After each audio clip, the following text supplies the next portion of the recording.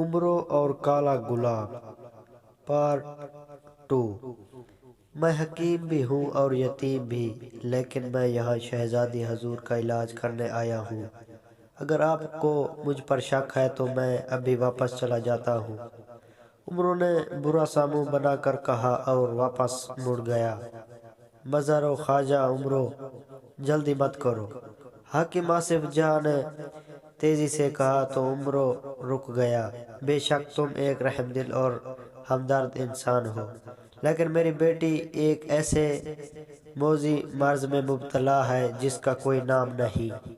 پچھلے 5 برسوں میں کوئی بڑے سے بڑا حکیم اور طبیب اس کا علاج نہیں کر سکا۔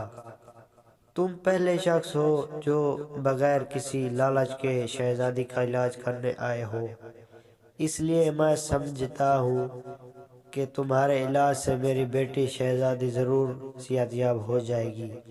تم ابھی اسے علاج شروع کرو۔ اگر تمہارے علاج سے میری بیٹی کو اس موذی مرض سے نجات مل گئی تو میں تمہیں سونے میں تول دوں گا اور تمہیں اپنا وزیر اعظم مقرر کروں گا۔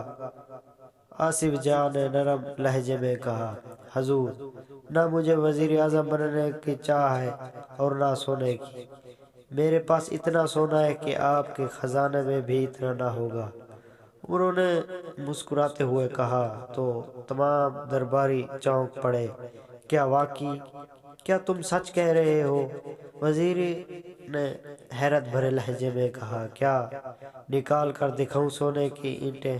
عمرو نے پوچھا، کہاں سے نکالو گے؟ تمہارے پاس ایک خالی زنبیل کے سوا تو کچھ نظر نہیں آتا۔ ایک مشیر نے ہنس کر کہا۔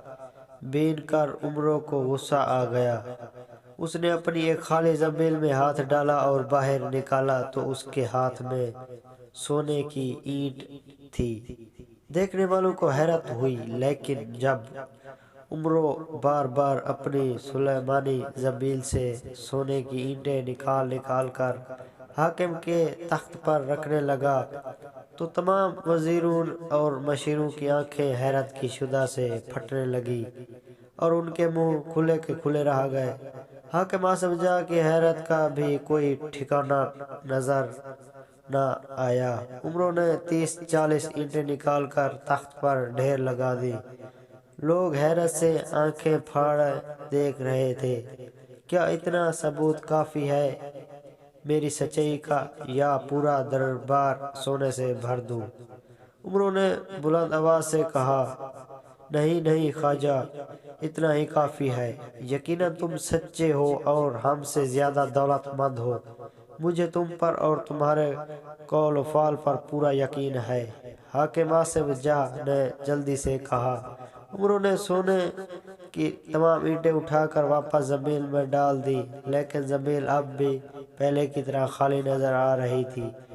اس کرشمہ پر تمام درباری حیرت سے انگشت بندانہ دکھائی دے رہے تھے۔ خواجہ عمرو، تم جلدی سے میری بیٹی کا علاج شروع کر دو، حاکم آصف جاں نے بے تابی سے کہا۔ حضور، علاج سے پہلے میں شہزادی حضور کو دیکھنا چاہتا ہوں۔ عمرو نے ادب سے کہا، ٹھیک ہے، آؤ میرے ساتھ۔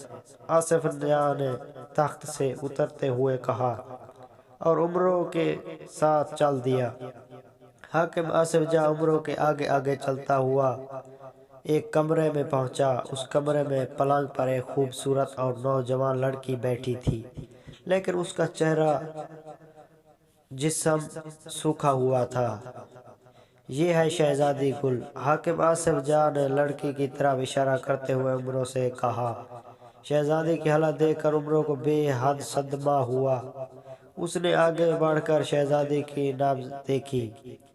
شہزادی حضور، تم فکر مت کرو، اللہ پاک نے چاہا تو تم چند دن میں تندرست ہو جاؤ گی۔ عمرو نے یہ نرم لہجے میں شہزادی سے کہا تو شہزادی گل کے کملائے ہوئے ہونٹوں پر ہلکی سی مسکراہٹ نمودار ہو گئی۔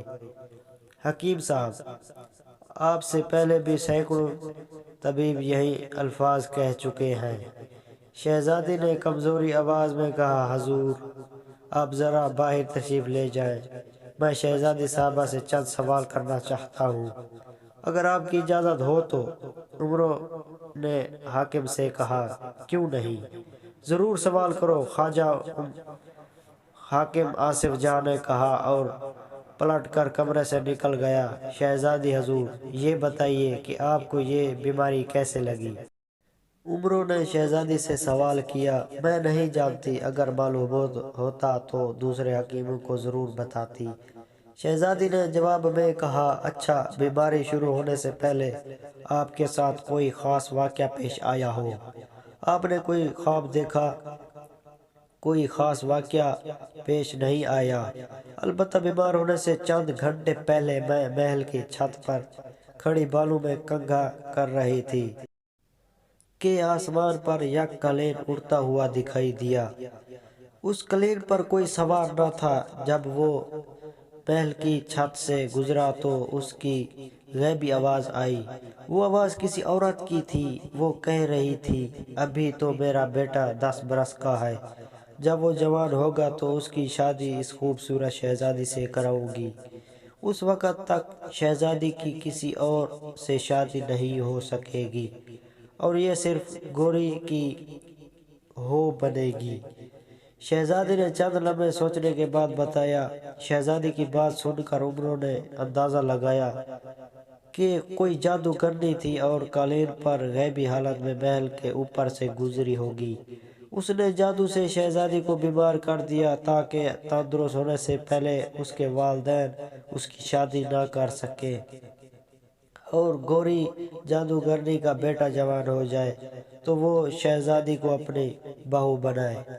عمرو نے شہزادی سے کہا، ٹھیک ہے شہزادی حضور، کسی اور سے اس واقعے کا ذکر نہ کیجیے گا، انشاءاللہ آپ چند دنوں میں تندرست ہو جائے گی۔ یہ کہہ کر شہزادی کے کمرے سے باہر آ گیا اور باہر کھڑے حاکم کو شہزادی کے ساتھ گزرا واقعہ سنایا۔ حضور، آپ بھی کسی سے اس واقعے کا ذکر مت کیجیے گا، میں گوری جادوگرنی کی تلاش میں جاتا ہوں۔ اگلا پارٹ دیکھنے کے لیے ہمارے چینل میں وزٹ کریں۔